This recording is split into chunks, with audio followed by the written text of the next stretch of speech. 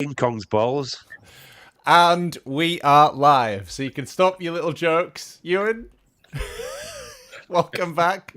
Good timing. To the Roaring Peacock podcast, where we talk about Leeds United. And what a game we have to talk about, because we went down to London and we didn't lose. That's right, it was Chelsea 2, Leeds United 2. What a game, what a comeback, unbelievable. And it is the first time that a newly promoted side has gone unbeaten against both Liverpool and Chelsea. So well done to us. We are clearly the greatest team in the world, and there's no disputing that anymore. Maka, who was there Never on in the doubt. night in London. Never in doubt. Yeah, never in doubt. We are the greatest team on the planet. He's here to discuss it. Machiavelli, Ewan Metcalf. Ewan! How we doing, boys? All right, boys. How's it going, boys? You all right? Still All right, come back with the accent. Sorry, it's infectious. Cocker. And here joining us as well is the one, the only, the Pied Piper of the Peacock, Barney from the internet, at Barney LUFC 21 Barnes. All right. Do you remember Michael Barrymore? All right. Yeah, that's right. What? All right. You all right? I'm all right.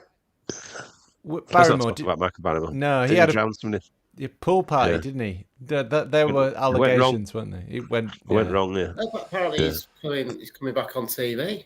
Is he? Yeah. I used to love Strike It Lucky. Yeah, it was good. What's he doing? The splash? That diving one. What's the diving one? Is he doing that?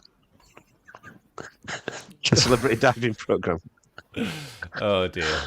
Or Love Island, maybe. There's a lot of pools around there, isn't there? Michael Kieran Parker, known by his stage name Michael Barrymore. Michael Barrymore's Kind of People. That was great TV back in the 90s. You're a throwback though, aren't you, Barney, to that kind of, that's your generation, isn't it? Oh, it was proper TV then. Yeah, you'll be getting right into it, I'm sure. That'll be your next show that you're going to watch, Barnes. Well, there's a lot of reels on Facebook with him doing these. He's when he used to do the kids thing, when he used to interview kids on the stage. Did he? Yeah. And his parents were in the parents were in the audience. Oh, yeah, vaguely, yeah. He's not allowed to do that anymore, is he? Anyway, we do also talk about Leeds United, so smash that like button and the subscribe and leave a comment. Let us know you're here. Three rings in the comments. It was 3 rings, indeed. That would be fantastic. Right here, then, Chelsea 2, Leeds United 2. There's only one man to kick off this conversation for us, and that is our man on the ground there, Ewan Metcalf. Let us know how it was, Ewan. What was a fun experience? Well, you went down there, didn't you? Was it on the train? Where do you start? I mean, long day. There was we did a bit of work, believe it or not, before we got involved in the leisure activities. So we were at meetings. But yeah, game-wise, I've been to Stamford Bridge for a long time. Disappointed. Poor atmosphere, lots of flags. Very much modern-day football arena. Half and half scarves. Phones out. You joking? Yes. People actually wow. Yeah. They were on sale in one of the sort of stores just on the main road as you go in. Is it Fulham Road? As you come down from the tube there, and yeah, there was lots of half scarves. There was lots of flags in the ground, so when they score, these big flags go up, and there's flags generally. There's a load of phones when they got their penalty. Everybody was taking the mickey, saying, "Put your phones down, get your phone out, because it was literally just a sea of phones. Like, you couldn't have got any more phones out if you'd tried. So weird. Stewards, fucking awful. I mean, if you want to create your own problems at a football ground, go watch how Chelsea stewards do it. I don't know if there was a guy from Leeds United there that was getting plenty of conversations from the Leeds fans. So what they did was, when you went down at half time, to go back into your seat, you had to show your ticket again. But I'm talking about overkill, where there was 10 stewards lined on the stairs that were tight anyway, blocking the stairs so people couldn't get up or down. And you had to show every steward it, not one. And then you were like, off you go. It was like everyone was going, ticket, mate. Well, we've just shown him. So there was a load of carrying on at half-time, Leeds fans kicking off and a bit of scuffling. And again, there were a report to obviously the Leeds kind of steward that's there to kind of monitor things. So yeah, experience-wise, funny one. Game, incredible. I mean, we were pretty poor, I thought. Just formation didn't work, I sort of called it pretty early. I said to the lads next to me and my brother who I was with and what have you, you just needed to change the formation, go 4-4-2, give them something to worry about. Up top, we could have bullied them from the start. You could kind of see it, that young team that Metcha talked about. They play good football, but they're a little bit fragile. They throw themselves about a bit. You could have got stuck into. I mean, great example. End of the first half, Esteban knocks Joe Rodon into the advertising hoardings, and nobody does out him. He should have been. It should have been all the team at him and give him it. And it was a bit of a weekend to the first half. But yeah, football wise. Incredible, just to go 2-0 down. I said to our kid, if we go 3-0 down, or it gets to 75 minutes and it's 2, should we get off? Because we needed to make our way across London and get on a train. It was going to be incredibly late when we got back anyway, because we were coming back the same night. So that was the kind of mentality going into that sort of 55th minute or whatever it was, when it was 2-0 and we didn't really look like we were going to do anything. And he did exactly what people had been crying out for, certainly myself, changed the formation. Went more 4-4-2, bit more long, bit more direct. Stopped trying to play out from the back as much. Clearly, almost the instigator was the awful penalty that Beale gave away by pushing somebody who was going nowhere and had no support around him to the floor to give away a really blatant penalty. I thought they moved the ball really well and sort of played between the lines really well, exposed us a little bit. Bernal was poor. But the whole system wasn't working. So as soon as he changed it, you could see I don't know if it's because they went 2-0 or whether it was just change the system, but they seemed to just retreat, get further back, not be as confident. We got the penalty, luckily, quite quickly after, and their confidence just drained. And the Leeds fans were fucking fantastic. I mean, we were fantastic when we were getting beat. I mean, it was loud, it was constant, and to sort of watch them, really start to panic and sort of put the willies up. And we didn't play any great football. I mean, I think we scored with our 2 shots on goal from memory. We didn't create a great deal, but we just sort of rattled them a bit. And then, of course, when we got the second, it just erupted. But I was going to say that all the Chelsea fans, we were sat sort of pretty near the Chelsea fans to our right. We were right up in that top tier near the Chelsea fans. They didn't look at us or even engage with the singing. Or there was a couple of older lads smiling, thinking, "Yeah, go on, Leeds." You know what I mean? At least you're loud, and this is the Leeds I remember. And they didn't even engage at all with anything until they went 2-0 up, and then they were all over the fence near the stewards. Hey, come on, so to sort of come back to 2-2 and be able to go back and go, oh, go on then, gone quiet now on it again. Really quiet, like a library.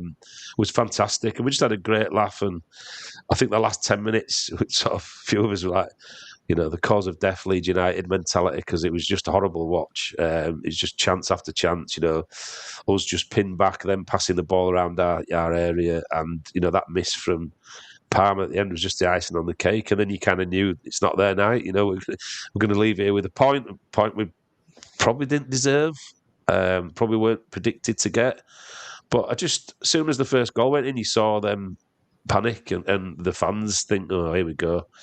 And I think a lot of them wanted us to go, a lot after the Ellen Road game was battering them and beating them 3-1. There was a lot of talk on social media about, oh, yeah, but when you come to Stamford Bridge, it's going to be different. It wasn't. We sort of used our physicality and our knowledge and stuff to eke out a result. Just a great experience. I must admit, going to watch football or watch Leeds in London is great, because you've got lots of stuff to do around you, loads of boozers, lots of different areas to go and have a drink. There's some great food. It's not like football when I started going, where I was just saying to Donna, if somebody came up to you and asked you what time it was, you thought, they've rumbled us because they've cottoned onto the accent, it's going to kick off. And it's quite sort of gentle, and we walked up and down, no problems, and fantastic evening. It was just great. And I said to our kids, when you get in the train at like 20 to 11 on a night back from London, you're not getting in till 1:25. That's a long day, that, you know what I mean? He said, it'll be fine when we've won. And it was just equally as fine with a draw. So great, love it. Certainly inspired me to do a few more aways, and particularly in London. So we're sort of talking about West Ham and, going back down there, maybe Spurs. But just Leeds fans are fantastic. You can say what you want about them. There's a few, like any group of people. There's a few people that not particularly nice folk, and some Name them. some stuff. We want names, Macca. No, just when a lot of the stewards there are black, African, whatever. And there was a few stuff said that I didn't, I don't like, and there's no need to bring that little race card out as soon as you're not getting your own way or whatever. So there's always that. But actually, as a whole and as a collective, coming back on the train with them all, being on the tube with them, chatting to people from different parts of the country, Cockney whites, guys from Doncaster, all over the country, supporting Leeds, and the noise we make, away. I mean, listen, both the results we've pulled out this year, the shocks we've done, the comebacks, the great determination, resilience, but also just the atmosphere that we bring to away grounds, and for teams in the Premier League to come to us at Ellen Road and still have one of those old school atmospheres is a bonus for everybody. And you put all the football rivalries aside and the hatred and what have you, anybody would admit that. And I think a few Chelsea fans that were on the train with us and we spoke to outside the ground said, it's good to have a team come here and just give it for 95 minutes, just non-stop singing, supporting the team, even at 2-0 down, never stopped. It was great, yeah, very life-affirming and a good point. I think an important point come end of the season, and it worked out with the games, obviously, that night and since, that it'll prove to be an important point, I think. Great to see Del Boy in the comments. He says, "Evening, gents. Evening, Del Boy. Good to see you, mate." Barney, Chelsea 2, Leeds United 2. First thoughts? I mean, first half we were dreadful. I thought we were going to get battered. I thought it was at least 4-0 down at half time.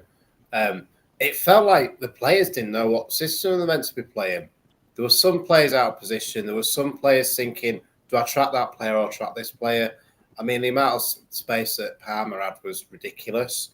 And Ampadu wasn't sure if he should go with him or not. We just looked really out of position everywhere. I mean, Aronson was absolutely silent most of the game. I think they realised that if you cut off the supply to him, we're not great going forward. And also, I do think that we missed Struijk in that back three, back four. I think he's good at commanding the areas where he needs to. And Barney, I don't know. I just don't get him. I don't know if he's a good footballer or I don't know. I mean, there was one bit where he had a bit of pace about him, and then he nearly created a goal for us. But other than that, he just seems he's not on the pace in the Premier League as yet. He's a good squad player, yeah, but I don't think he's he's not a player that should be getting a start for me. But I mean, at the end of the day, they're 2-2. You can't laughing really with the other results that have gone our way as well. Yeah, it was a weird game, wasn't it? I mean, at the start of it, obviously we've brought in some players who are cold, like Bornau, and he was out of position several times. What Chelsea did really well against us this game, as opposed to the first game, was their vertical passing through the lines in the middle of the pitch. I know, yeah. And that was aided by Ampadu not really knowing where to stand at certain times, by Bornau being out of position, and just everybody shifting again because Strout was out.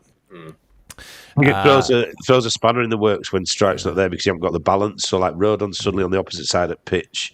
He's not got a left foot, so he looked out of place, Bogle didn't know where to play. He was sometimes a 10, sometimes he was a winger, he was right back, And I think Barnau, it's an odd one because you're playing against a very good team, let's be honest, and a team that's had a fortune spent on it. Palmer finds amazing spaces. That's why the vertical passing lanes worked. I don't think he played in the first game, or he came on later on, but his movement and the pockets he finds are unbelievable. So it's easy to find those vertical sort of passing channels. The thing about your man up front there, Pedro, he stands offside nearly all game and suddenly just makes runs, behind people, side of people, around shoulders.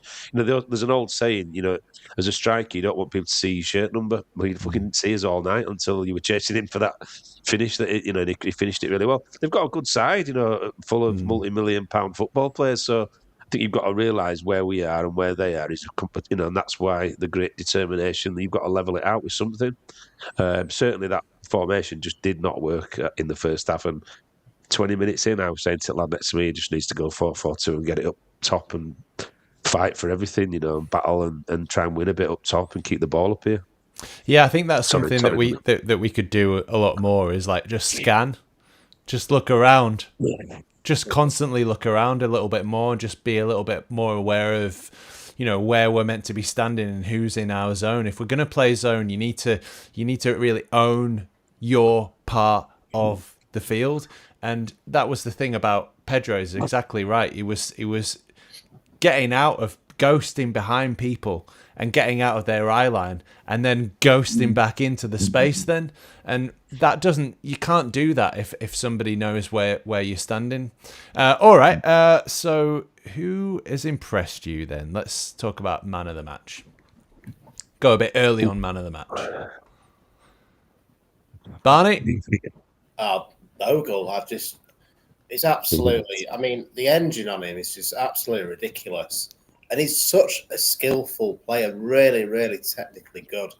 And, I mean, he scored, he got the penalty and also created the other goal to cause chaos in the box a little bit. And it's weird because it seems like he's being given that free roll a little bit. And it's probably better for him playing in this new system of 3-5-2 because defensively he's not great at times, but going forward he's absolutely ridiculous. And the way what runs through the lines, and I noticed that on the right we play differently to how we play on the left, and teams don't know how to defend against us. So just Bogle for me, brilliant. 6.9 from SofaScore. Really? No, fucking hell, that harsh at times. Harsh. But I don't think he got any points for winning the penalty. And I don't think he got any points for causing all that chaos. It's just, for the second goal. Those are things that you can't really quantify in the statistics that they normally do. So that's when the eye test comes into play. And, stats can only tell you so much. Yeah, I thought Bogle was excellent, especially being asked to play in that sort of number 10 position as well, just out of position, a little bit further forward. But it's just his energy off the ball was just fantastic. Maka, man of the match. It's hard to argue, really. I thought it was. I mean, I don't think anybody played well. That's why it's really difficult to sort of, argue with Bogle, because you kind of look round and I can't think of a performance that was impressive. Ampadu didn't hold the ball like he normally does. I thought he missed Stack a little bit. That sort of physical presence near him. Gruev was like non-existent. The sort of it's difficult to sort of argue just because of Bogle's impact. So I'd have to go Bogle. And I think the thing with him is he drives a lot of the other players around him. He's not like a vocal leader, but he does by example. He probably wasn't comfortable with the position as he was finding himself in. He looked lost at times. He's finding himself in parts of the pitch he's not used to. But the thing with Bogle is you could chuck a ball at him anywhere on pitch, and he's brave enough he'll have a run at people. He will actually try to do something different. I think about moments, throughout the season, and certainly on Tuesday night, that he did things that probably nobody else in that team would do. The run that he made to win the penalty, the kind of just being a nuisance around the key. To be fair, that was a penalty. When he got in front of the goalie just went straight through the back of him before the ball spilled out to Okafor. It's a penalty, so technically he won 2 penalties. So how can you argue that he was man of the match? And like I say, I just think he's brave. He's competent. I think about, was it the Tanaka goal against, was it Chelsea or Liverpool? Chelsea, wasn't it? Yeah. When he smashed it in. That ball that Bogle plays, and he's in that 10 position again, where he's kind of found himself there, and he sort of lets the ball come across his body and lays it into Tanaka. There's not many players in our team, or actually would have played that pass. He's got something about him, football brain, intelligence, just that little bit of composure where he makes his own sort of opportunities, by just being really composed, really competent, and brave enough to do it. I bet he's a bit of a nightmare to coach, but you wouldn't drop him out your team because he just gives you so much energy, fitness, combative, never stops, never gives up, and that's what won us the second goal ultimately. So I'd have to agree tonight that spot on Bogle. Bogle, 90 minutes, 43 touches, 22 passes, 4 duels won, 3 clearances and 2 recoveries. But I'm going to go for James Justin. Equally, yeah, fair. 5 of 7 ground duels won. 5 of 6 aerial duels won. 1 last man tackle. 3 recoveries. 5 clearances. He's just immense. The tackle was absolutely superb. He's a good-looking chap. He's very, very well spoken. Hollyoaks, I like the cut of his jib. Indeed. What a buy! What a buy, man! What a buy! Fantastic. Just unbelievable. That tackle on was it Palmer was absolutely fucking outrageous. It was so good. And everybody, when we got him in, all of the Leicester fans in the comments, oh, he can't defend, blah blah blah. Good luck with having him. He's been brilliant, absolutely brilliant. He can play anywhere. What do they know? What are they on about? They're going down to League One. Fuck them. What do Leicester fans know? get your clappers out and your fucking goal music and your fox fucking hunting noises, you weirdos. Good evening to the 60 people now watching on Twitter. Very, very, very nice to see you all. And the 10 or so assorted others across other social media platforms. Nora says, hey guys. Hello, Nora. Hey guys. Yeah. And SparkX says, hey boys, finally caught alive. Adonis in that rascal top. It's not bad, this one. I don't mind it. That long sleeve, it's a bit optical illusion. It's a rascal top. That have you got a packet of Benson and Hedges up your sleeve? You know what it is? It's a bit like those tesserated. Is that the right word? Ripple windows that they used in the 70s. That's right. It's a bit like that, isn't it? It's nice, a bit of an optical illusion. Barney was going to say when you said 70s, it looks a bit like the wallpaper in Only Fools and Horses behind the kitchen. Barney was going to tell us all about all his favourite shows from the 70s. Go on, Barnes. Rightio, magic moment, please. I know mine. There's a couple, actually. I might have to do more than one. There's a few. Yeah, magic moment for me. Yeah, go on, Barnes. How do professional footballers become pundits when they don't have a fucking clue what they're on about? Steve McManaman, by any chance? Steve McManaman. It's the first time I've heard him as a pundit. And he was asked questions. And it literally sounded like he just rocked up and said, right, who's playing tonight? He didn't have a clue. Some of the stuff was it's embarrassing. And I signed up to TNT last night just because I wanted to watch the game. And it's a rolling contract, so I can cancel at any time. But, I mean, fuck me. You're doing an advertising job for him now, Barney. What? He's on commission. No wonder people get these sticks now rather than paying 31 quid to listen to that shite. I don't know what you're on about. What sticks? Don't know what you're on about. This is your magic moment, by the way. Yeah, this is my magic moment. How do footballers get? Honestly, it was actually got to a point where I was just laughing what he was saying. Laughing. You used to be the happy clapper, Bars. We've drawn 2-2 after being 2-0 down, and your magic moment is getting annoyed about Steve McManaman. I've infected him. I think I'm getting old, and when blokes start getting older, they start to get a bit more grumpier, don't they? Yeah, less tolerant. Yeah, less tolerant. That's you've definitely managed that. You've managed that. Yeah. It's your magic moment. You've done it in super quick time as well. He's done it overnight. He's gone from happy clap for 1 minute to... Sounds magical, Barney says no. Brilliant. Yeah, it's very magical. I feel like singing a song now, Barney. I don't care how late it is. I'm not going home because I'm having a wonderful time. Oh, brilliant. So McManaman's giving you something to whinge about, and it's been quite cathartic. Well, to be fair, is it good? Worth every penny. Virtually every fucking pundit I listen to on the telly is absolutely shit. I think it must be a thing. It's like, see if we can get any shitter than Don Goodman. Yeah, Hinchcliffe. No, worse than him. McManaman, yeah. I mean, I was going to say I've been watching a bit of stuff about that Eni Aluko. Just see Eni Aluko. She's absolutely awful. So how and she's had the cheek to slag off Ian Wright, and you think because he gets a job on women's football, and you're like, oh, good. You've managed to make a gatekeeper out of women's football, which you've been trying to avoid for 25 years. But yeah, they're terrible, mate. He is bad, McManaman's really bad. He said something like, I've been looking forward to watching Gruev because somebody told me he's like Hristo Stoichkov, and I thought, Is that because he's Bulgarian? Because it's nothing like Hristo Stoichkov. He doesn't play in the same position. He plays football nothing like him. Lothar Matthäus.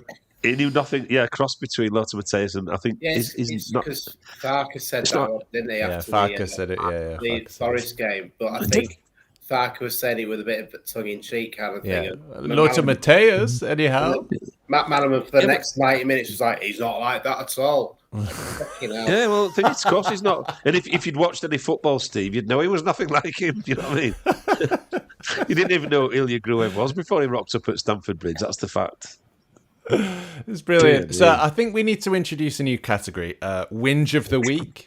Maybe. Yeah, let's do that. Yes. Do you like that? Yeah. Whinge of the Week. I've got loads of whinges of the week, definitely. All right, so Barney, that can be your Whinge of the Week. Right. All right. You Steve McManaman. So we'll come to Macca for the magic moment, and then we'll come back to Barney for your actual magic moment. Ah. To be fair, if we do we better make it longer. We better make the podcast longer. That's a separate episode. I was not long enough. Brilliant. Macca. Magic moment. Right, I've got a few. Singing to their sort of theme tune. Oh yeah. Liquidator. It's a ska tune. Bum bum bum bum. Chelsea, fucking rubbish, right? Yeah. Leeds fans obviously adopted. Leeds, yeah, that's it. Sony song. Leeds fans adopted. Fuck off, Chelsea. Well, Leeds, which was great at the start of the game. So straight away we're into them. I think probably another magic moment was, like I say, when the Chelsea fans sort of 2-0 up, we're giving it large right next to us, and then at 2-2, what a magic moment is to be able to go back and go, you what? What you were saying? Not that any of them were listening. There was quite a few Leeds fans in their end as well, so it was quite funny at the end of the game. Like we've got hung about a bit, and there was some lads like stood just like looking at us, smiling. I thought, all right, these fans here, they're like looking over at the Leeds fans, stood on their own. It was empty, it was empty well before the final kickoff. Final whistle. Sorry, they were emptying out, and these 4 or 5 lads just stood, older lad and then a young lad, and like. I look at, oh, fuck, yeah, he's a big game, you know what I mean? Having a look into. And then one of them went, some people were giving him a bit of shit, and one of them went, and then his lad pulled his scarf out. So there's quite a lot of Leeds fans in their end as well, which was nice. But my real magic moment is when Cole Palmer missed the opportunity at the end when he put it over the bar from about 2 yards out. Watch Ampadu. Brilliant. Ampadu just walked past the post. Everybody, I mean, James Justin still got his head in his hands, like almost like we were in the stand. He was one of us, isn't he? He was like, oh my God, how have we let that happen? Joe Rodon was going mad with himself that he'd let it come across. Everybody was like really pissed off, but relieved that it had gone over. Ampadu's first thought is none of that. It's to go straight to the Chelsea fans behind the goal and go, he's fucking brilliant. I love him. I would never sell him. And I think, he was there. I don't know if he's got some bitterness about being let go by Chelsea or them loaning him out to anybody that'd have him. Oh, you would, wouldn't you? You would. Yeah, I would. Yeah, definitely. I'm definitely bitterer than Ethan Ampadu. But it was just great. It's this sort of, I'm not interested in any of that. Yeah, go on. Because they all jumped up thinking it was going in, and he just like, sit down. Just go fucking sit down. Yeah, brilliant. I love that. I love that. I love all like that, me. Yeah, it was absolutely fantastic, wasn't it? I mean, I've already seen somebody doing Edward Munch's Scream version of Palmer's face. I mean, it's just the disbelief in his, in his eyes, in his face. It was just fantastic. I mean, the entitlement. I mean, he's a great player. He is. I quite like him. He's thick as shit, to be honest. But I thought his reaction was quite. Stood in the goal. He is honest. He's thick as a submarine door. But he stood in the back of the goal for ages with almost a bit of a smile on his face. And I thought that's quite good, really. Yeah. Miss of the season. I mean, that's one of the misses. That might be the miss of the decade. I mean, that was an incredible moment. Yeah, it's harder to miss. It is harder to miss. One of them is harder to miss. If you'd have sliced it and it had skimmed off his foot and gone wide, but to get a contact on it and send it over, and when I say over, it was about 50 feet over. It went upwards like it was off to the Thames. I mean, of all players, you'd expect as a Leeds fan thinking, shit, he's in that position. I'm a Chelsea fan. we're going to score it, done, 3-2. But no. Absolutely. Yeah. Felt like the football gods sort of aligned that night. Yeah, it's difficult definitely to. It's definitely difficult to get past that moment. I think my magic moment though would be when the referee gave the second goal. So for me, like this is why football's kind of been a little bit ruined by VAR. Is because for both the penalty. Firstly, the penalty. I thought he'd got the ball in real time, so I didn't think it was a penalty actually. So then I was worried that VAR were going to overturn it. Whereas you'd just be, before VAR, if the referee gave a penalty, that's it. It doesn't matter what anybody says to them unless you're Bayern Munich anyway, forget about that. And then you'd just feel free to celebrate. But I thought, oh no, it's going to get overturned, and so I'm in this like state of anxiety and nerves. And it's the same thing for the second goal. I go, oh, he's handballed it. They're going to overturn it. And it's only later when you read the laws that go, it's only if, the player who accidentally handballs it scores basically immediately after that. If there's sort of any, if there's any touches and if it's a different player who scores, then it's not accidental handball. So that was interesting as well. But it just, as soon as the referee gave that goal, and that was the green light for me to celebrate us coming back from 2 goals down, to show you how rare that is in London. In Leeds United, this is a stat from Johnny Cooper, who's a fantastic statistician who works for Opta. You can follow him on X. So Leeds United's previous 35 top-flight games in London when trailing by 2 goals before tonight's game. This goes back to 1974, by the way. Wow, we have lost every single one of them when trailing by 2 in London. So that is how rare that was, coming back from 2-0 down, and just thought, brilliant, fantastic. And Okafor, credit to him, he didn't doubt.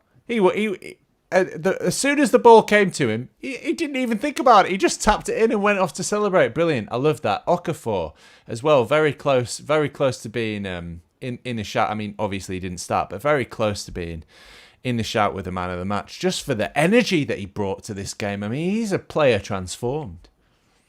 Yeah, he was a lot better. The last 2 games I've seen why we've paid that money for him. I can see actually he's got a bit of skill about him. He's a player that we were thinking of that. Like I said at the start of the season, we needed a player with a bit of a je ne sais quoi, and I can see that from Okafor now. Je ne sais quoi. It's been a couple of pods since we've heard that, but back with the culture for the Europeans.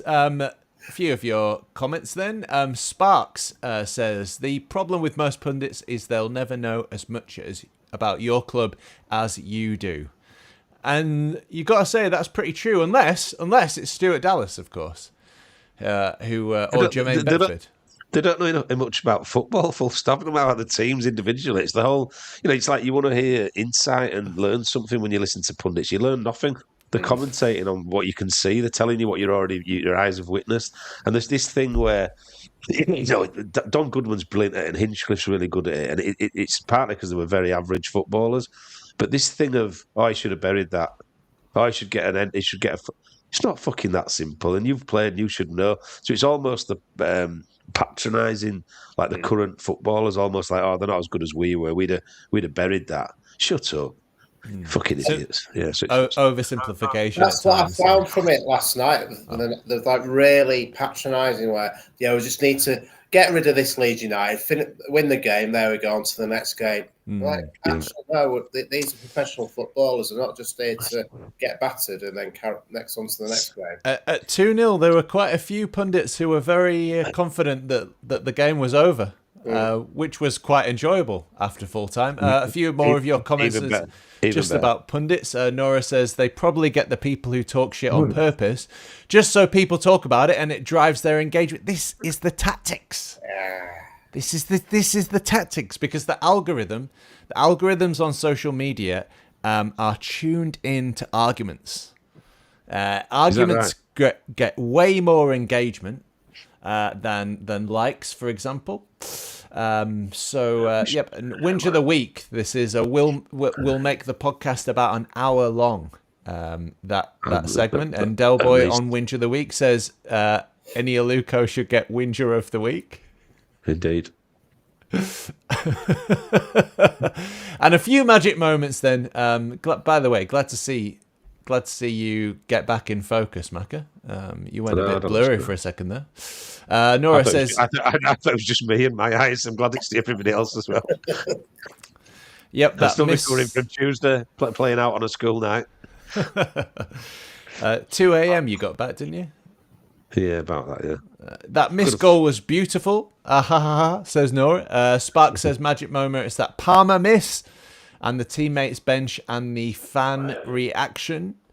Spark says another magic moment is Rossinia's rant on our second goal is lack of understanding of the handball rules and him telling the interviewer he's more mad about the explanation.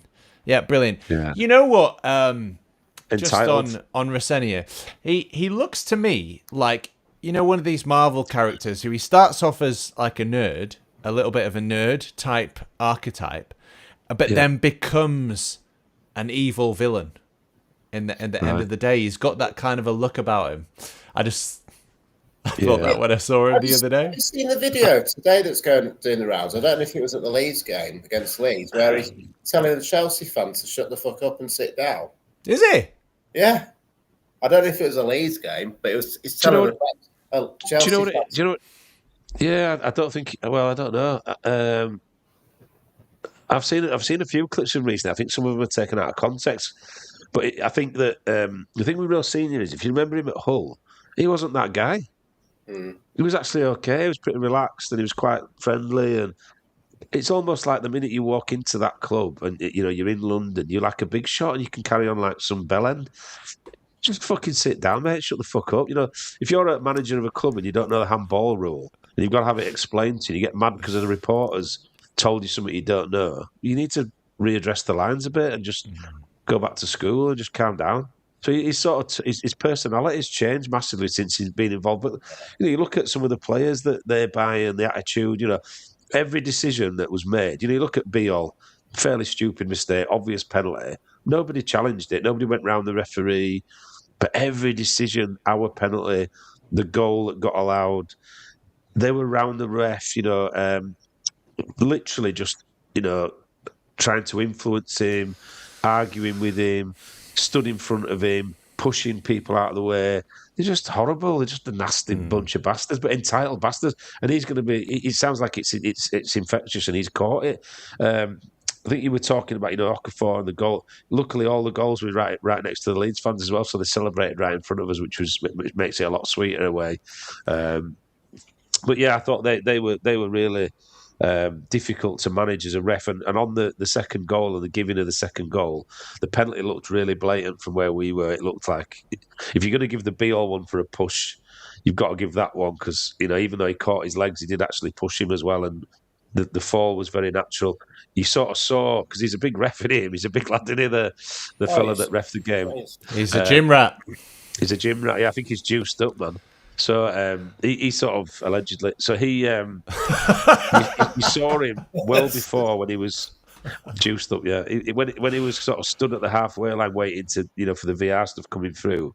I said to our kid, "Give it," and he pointed. He did it a couple of times. He made a little signal to while the Chelsea players were still arguing with him and getting his way. He did point to the halfway line like it was a goal. So our kid was still shitting himself like, "Oh, he's not going to give it.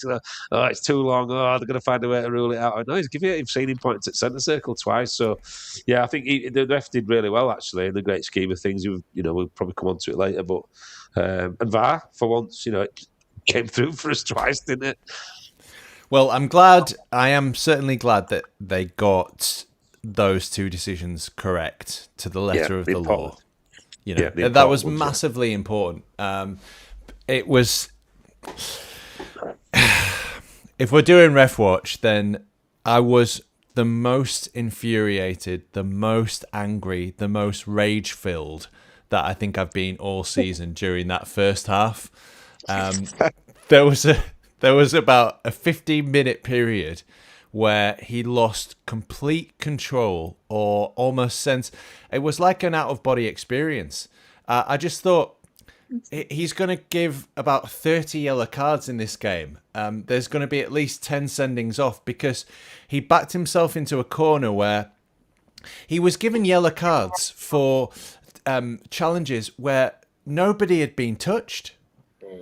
The Chelsea player had dived out of the way, and it wasn't. There weren't reckless challenges. They weren't in important areas.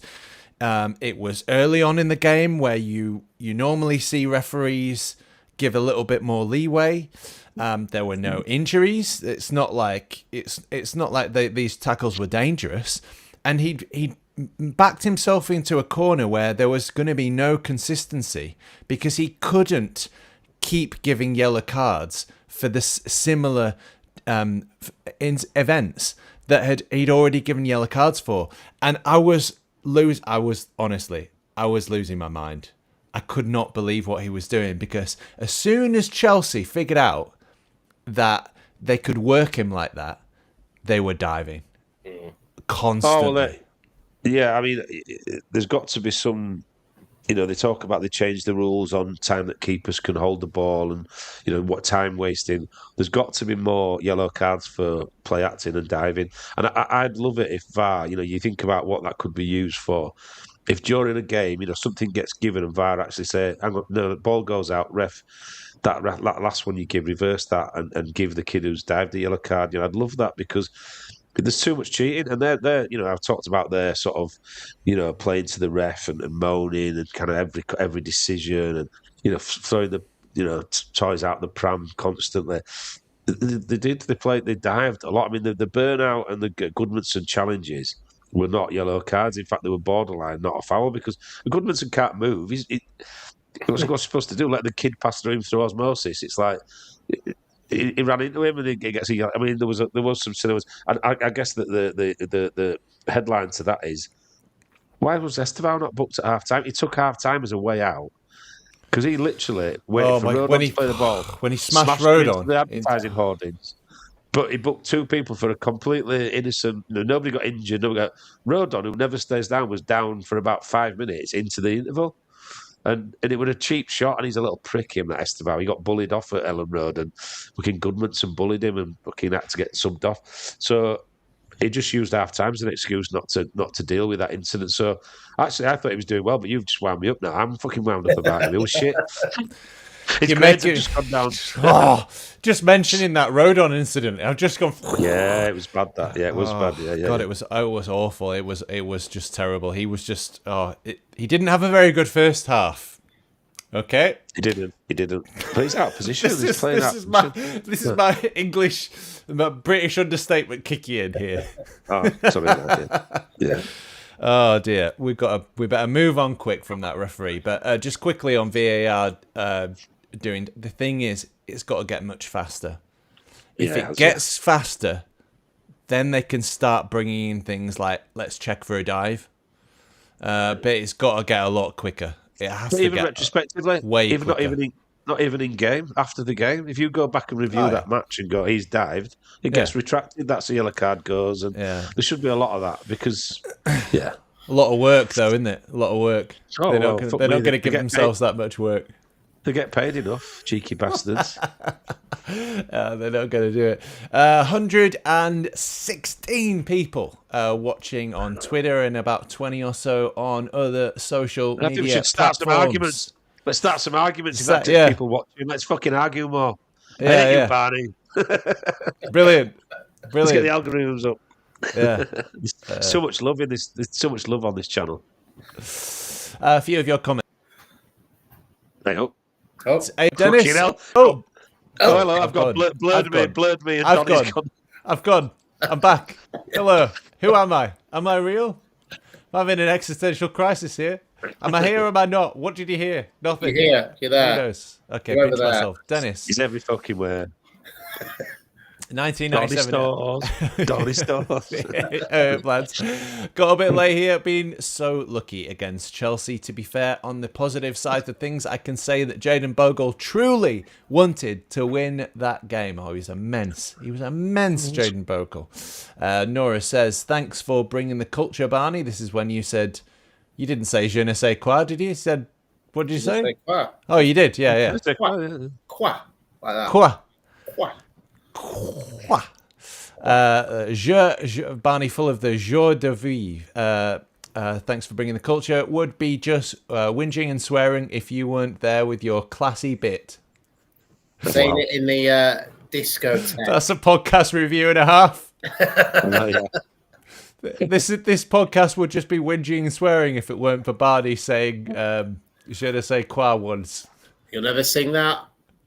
Yeah. Je ne sais quoi. You'll never Hang it in the Louvre.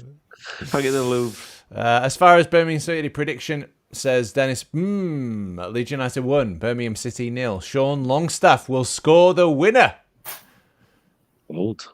Well, Sparks says that James Justin yellow was pathetic, absolutely awful, and I agree with you, Sparks, 100%. It was terrible. The referee needs... I'd like him to analyse that game because there's a lot he can learn from it. He can... Let's put it that way. Colin Brooks says, Evening, Colin. Evening. Good to see you, mate. And Sparks, final comment here. I'm not sure we get our penalty without the ref having to give their fairly soft penalty. Yeah, but you can't be doing that, mate. Can't be doing that, Yaka. VAR wouldn't overturn it, but also would not have given it had the ref not pointed to that. So I don't know about that. I don't know about the Sparks. You can't. I don't think you can. We can complain about that. It was just so stupid and obvious. It was just so stupid. Right, Theo. Moving on then. Do we have enough time? Yeah, let's quickly talk about, because we should mention it, Sean Dyche and Thomas Frank going within days of each other, and everybody else, not Leeds United, everybody else falling apart and being chaos riddled warriors. Maka? Good. Great. Bring it on. It never rarely works where you bring somebody in. In fact, could Tottenham bring Sean Dyche in? And he's the man, isn't he? And he's fucking gone. So I don't know. I just think that I look at when we got relegated and we panicked and pushed the button on, rightly on Marsh, and I hated him. But, Bielsa, and we pushed the button a bit quick. I mean, it worked with Bielsa. It didn't work with Marsh because we brought him. How many managers did we have before the end of the season? Like Forest have had about 5 already this season, haven't they? Because their owners are clearly a madman. 3. We had 3 plus Scabala. Yeah, so that's never going to work. That's panic. That's panic buying. That's panicking. It's pushing the button. Brighton. He's next. I'm telling you now. That I think there's a lot of disaffection with the Brighton manager, the owners getting twitchy at Brighton. They're going to get roped into it. So everybody seems to be falling down around us, and we're just continuing on. And it feels like we should be a lot further up the league. That's the only disappointment. We definitely should be 5 or 6 points better off and probably out of it. So I keep saying that even during that great run, we didn't move up the table. We kind of got a better gap between us and bottom 3, but we didn't go to 15th, 14th, 13th, which is where you kind of want to be. I think psychologically you want to be moving up places, not just gathering points. So we've done that now. We've got above Tottenham. Who they're going to bring in that's going to save their season, and I don't know. I think Gareth Southgate. Well, yeah, De Zerbi's just left Marseille. Does he coming back to Brighton? Are they going to get De Zerbi back? There's a load of sort of movements. It's like a drama. I said the other day to you two, it's like we've brought the championship with us. It's fucking nuts. It's all over the shop. The comebacks, the goals, the 4-3s, the last minute winners, the comebacks, the nuttiness. Oh, that Burnley comeback at half time. Oh. It's crazy. I mean, it's like the championship's back and good. The Premiership's a better place for it. But anything could happen. I think there's going to be twists and turns. Yeah, we need to get ourselves well away in the next, few weeks. But yeah, good. Let them all do this stuff that sacking managers. I'm not sure Frank would have would have suddenly magically made them a lot better team. The football's poor. They look a bit disjointed. There's no cohesion. Not a lot of camaraderie there by the looks of it. I mean, Forest, look at their squad, same as Spurs, really, I suppose, and Brighton. You've got decent teams, haven't they? They've got decent squads, but they just can't put together a string of results, and they're down there for a reason. After this many games, it's not a fluke, is it? So let them get on, and we'll just keep believing Daniel and the process, and hopefully it'll reward us. Absolutely. So I just wanted to show you this graphic really quickly. This is the form table. It's the last third of the Premier League. So the last 13 games, essentially. Leeds are in 8th position. 13, played 13, won 4, drawn 7, only lost 2. Sunderland. And if you look at everyone else who is struggling around us, so that's Brighton in 18th. Last 13, won 1, drawn 6, lost 6. Extremely bad form. Tottenham, not much better on 17th.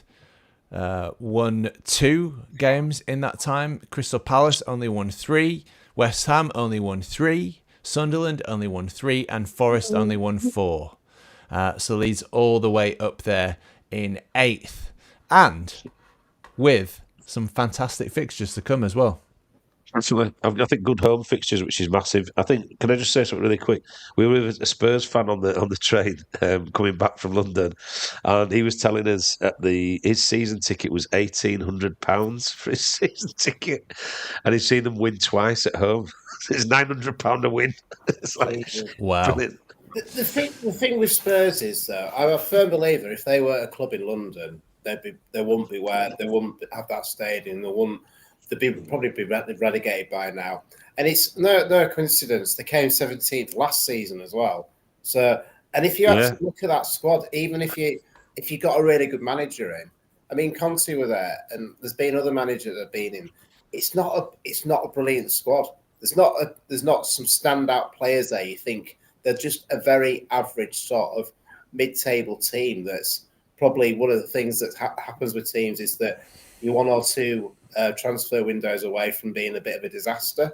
And the reason why they're in the Champions League is because they won the European League. So I still think they could be in danger. And with Forest, I think they're just batshit crazy. You could see from the manager, the owner straight away after that game last night, he was not happy. And again, you knew it was coming, wasn't it? Tweet something out at bloody 12:30 at night, like just like so random. The thing with Forest there, they've got a decent squad. They have got some good players in that squad. I think even better than what Spurs have got.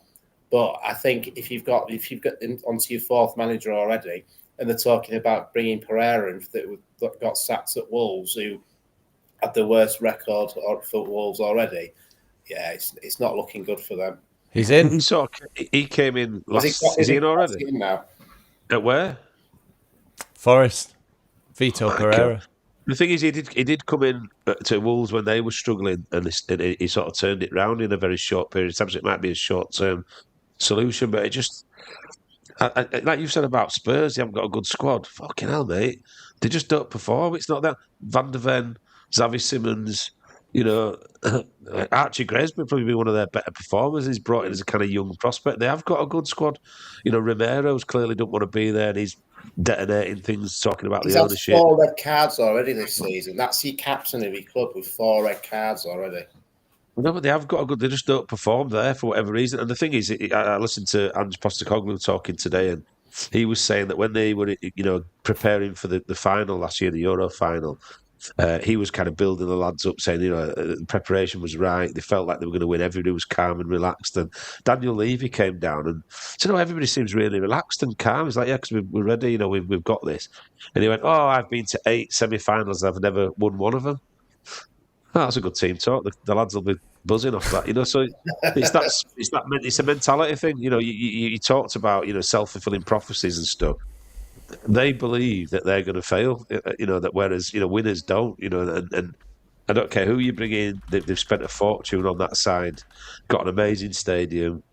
It doesn't make any difference because there's a kind of loser mentality amongst that ownership, the people around the club, the supporters. It's infectious, isn't it? You've got 50 or 60,000 people in a stadium that think, "Oh, this could go wrong." A bit like Chelsea last night. The other night. As soon as we got that first goal, you felt how nervous and how kind of. They just didn't want us to score. They wanted to go 4 or 5 up, and it'd be a cruise. And as soon as we weren't having it, and we got the goal, they shat themselves.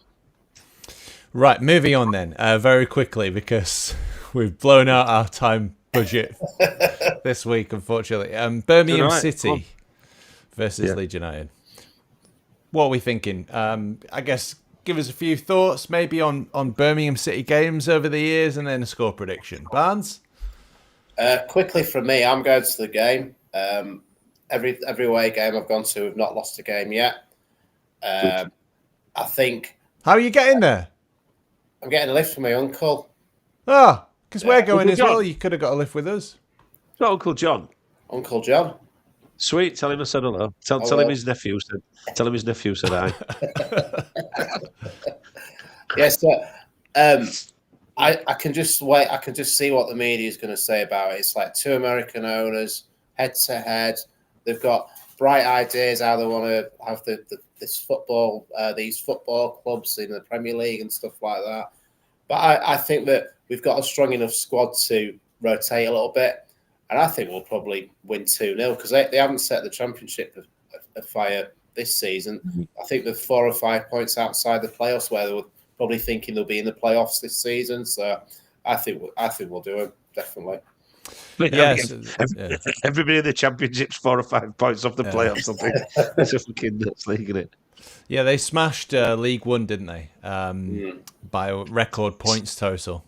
I think it's an English Football League record that they won that league by. So yeah, they came up with Wrexham, and Wrexham are doing slightly better. But you just never know with the Championship, as we know, anything could happen. And they're in talks to have 6 clubs for the playoffs, where there's going to be almost like a wild card round where 7 will play 6 and 5 will play 8, something like that. You'd never know. You'd never know that quarterfinal. You'd never know that American people were owning football clubs, would you? It's like Birmingham Leeds Macca. Make the goals bigger. Have no goalkeeper for the last 10 minutes. What's going to be next? You know what I mean? The fucking lunatics, Yanks, aren't they? 3-1 Leeds. There you go. 3-1. Nice. Yeah. I'll take that all day. I mean, you think about the games over the years, there was that first game where Brady was in charge and it was a big launch. It was the first game of the season. We lost 1-0. You think about that heartstopper in 2019 where Ayling scored to make it 5-4 right at the end. Yeah. And of course, great rivalry over the years. I think I'm with Barney. I think it's going to be 2-0. 2-0 or 3-1. Nora says 3-1 Leeds. Oh, she said I said it first. There you go. So watch it back. I think you came in after me. Yeah. So Nora's claimed that. I think somebody gave a prediction a bit earlier in the pod, but I'm trying to find it now. Dennis said 1-0. Rightio. Let's wrap it up then. With what's your thing? Jesus, 58 minutes. Come on. Fucking burning here, lads. We're fucking getting really good at this. It's only been 7 years in the making. Fucking brilliant. Well done. Did you advertise it on social media, by the way? I'm going to keep checking on you fuckers every week, by the way. Yeah. Be that head teacher. Good. Hey, listen, we're getting professional at last. Advertising it, stick it to an hour. Oh, I've just wasted a minute. Barney, what's your thing? What's my thing? So I started watching this film last night. It's good so far. It's called Kill Your Friends. Wow. Jesus, Barney, is this how I found out? So bloody hell. Basically, it's about like a music producer, and it's when the Britpop is at the height of the. I thought you were going to say it's about this guy who joined a podcast. And it's really good. It's very good so far. There's a first clip's not too great because you realise James Corden is in it.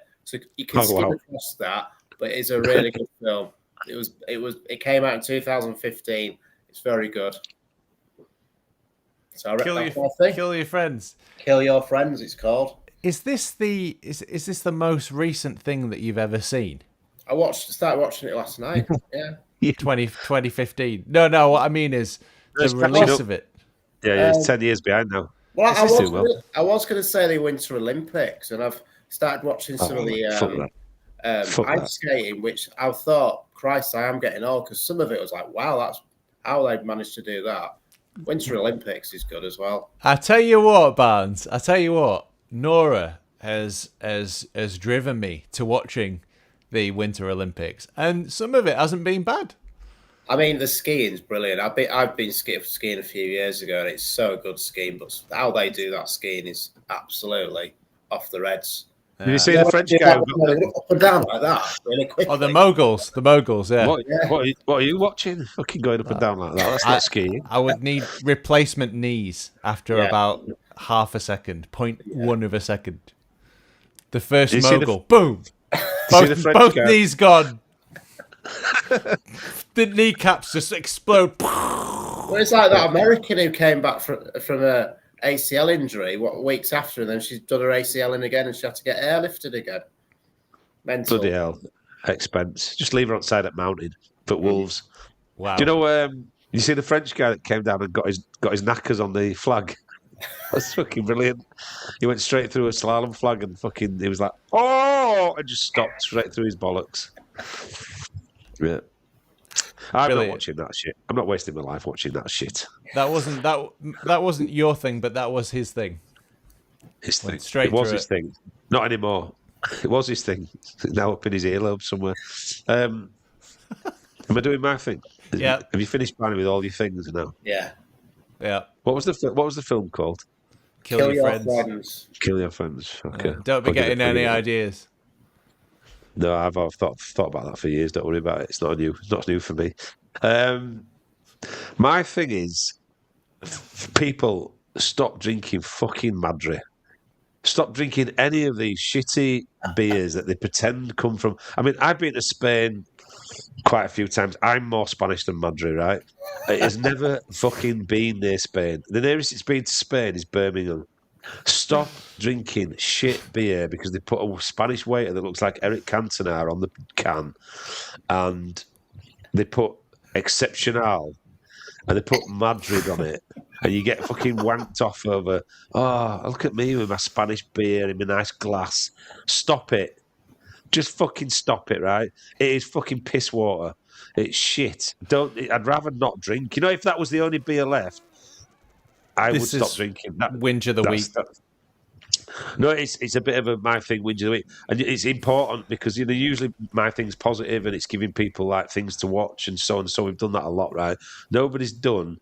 If you stop drinking shit beer, they stop making it.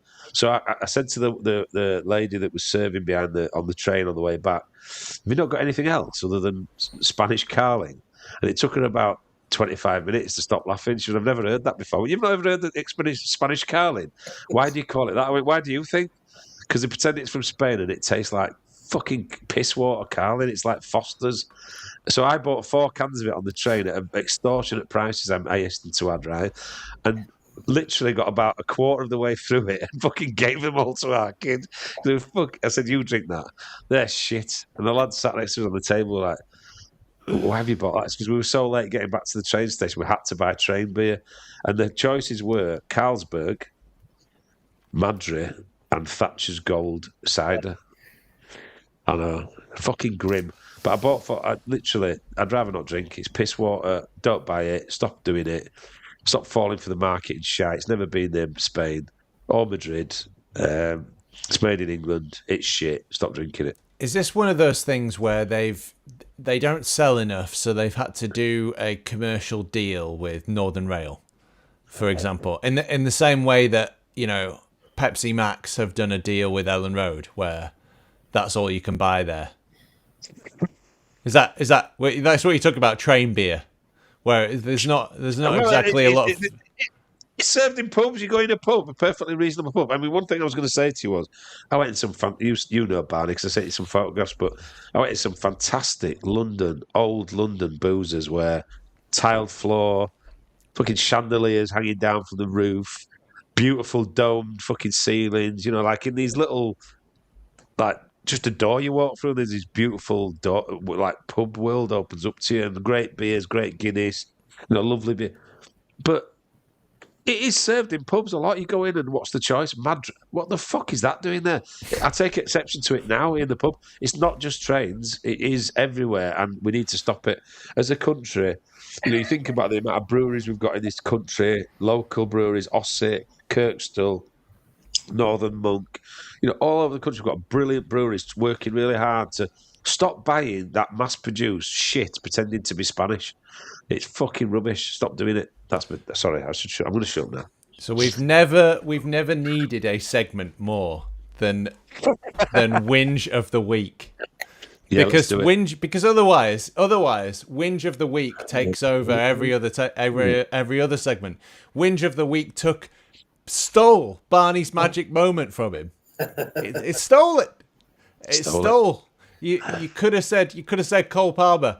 You just ranted about Steve McManaman for 10 minutes. That was brilliant. I wouldn't take that 10 minutes of my life. It was fantastic. I loved it.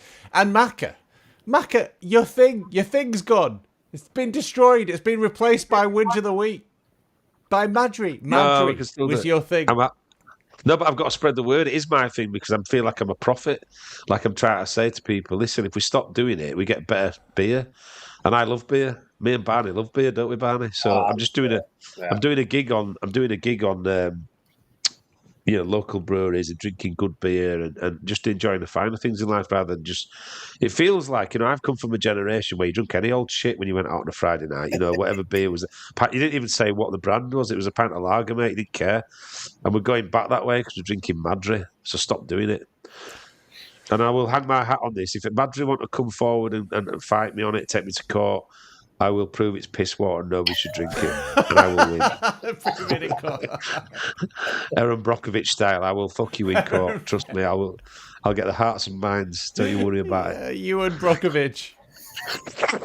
Brilliant. That's brilliant. That's the Brockovich of the North. That's fantastic. Right, I'm gonna say a Knight of the Seven Kingdoms. I just have to do a sort of a normal, regular thing after you two guys things. Barney giving us subliminal suggestions, and Ewan becoming a lawyer, consumer fighting for consumer rights. So, Knight of the Seven Kingdoms. It's based on some short novellas by George R.R. Martin. It's set in the world of Game of Thrones, Westeros. And it's really, really good. It's really different from Game of Thrones. It's short episodes. It's about Dunk and Egg, a knight and a little kid. And the dynamic between them is great. It's really funny. It's really lighthearted. It's just a world away from Game of Thrones, and it's done really, really well. Really, really like it. So that is that. And a few more of your comments. 160 people watching on Twitter. Thank you so much for joining us on a Thursday evening when you probably have better things to do, like whinging about anything, because that is clearly a national pastime. A few more of your comments just to finish this off. Spart says, I'm halfway through watching Star Wars in chronological order, including the various series. I'm up to the Mandalorian, seen all before, but not in chronological order. Sad, eh? No comment, Sparks. No, I mean, you do, Sparks. Don't worry about the rest of the world. If you're enjoying Star Wars, you enjoy it, mate. Colin says, Pereira now at Forest. Utter madness. Utter woke madness. Nora says, Ewan's thing is getting annoyed at people. Spark makes a prediction. I'm thinking Farker will start a pretty strong team, 4-0 Leeds. Well, he can start Buonanotte if he wants, because he's been cleared by the FA to play in the FA Cup. And Delboy says, cheers, lads. Fun show as always. And Nora says, says to Sparks that watching Star Wars is not sad, and it actually sounds good.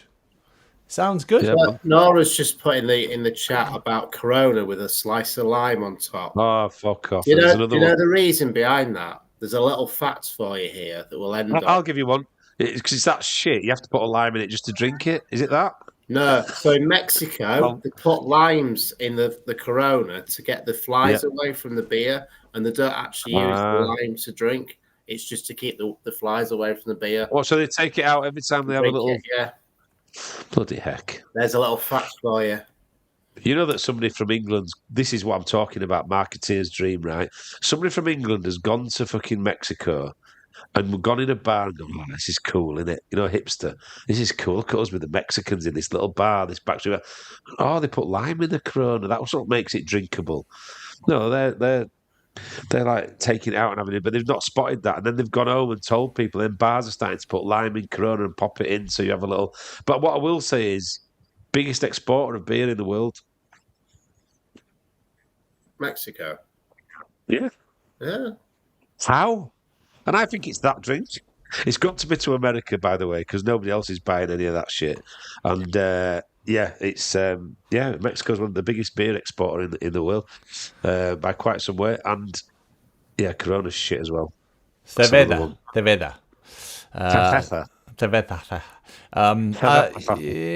So Nora's comment was, I agree, Ewan's the same with people drinking Corona with a little slice of lime on top. But tell you what used to be big back in the day, pêche bière. So if you go to France, it was very, very popular to get beer with a little bit of cordial, a little flavoured cordial in there. I like lager and black. Yeah. Lager and black, yeah. Lager and lime. Can I have a lager top? Yeah, no, Thought you were about to say snake bite. We are going to end up finishing this podcast. We are. Sparks of personally, Franziskaner Hefeweizen drinker. Hefeweizen, wheat beer. Very nice. All right. It's good on Scrabble. We'll see you in Birmingham if you're there, and if you're not, we'll see you next week. Come on, Leeds. See you next Tuesday.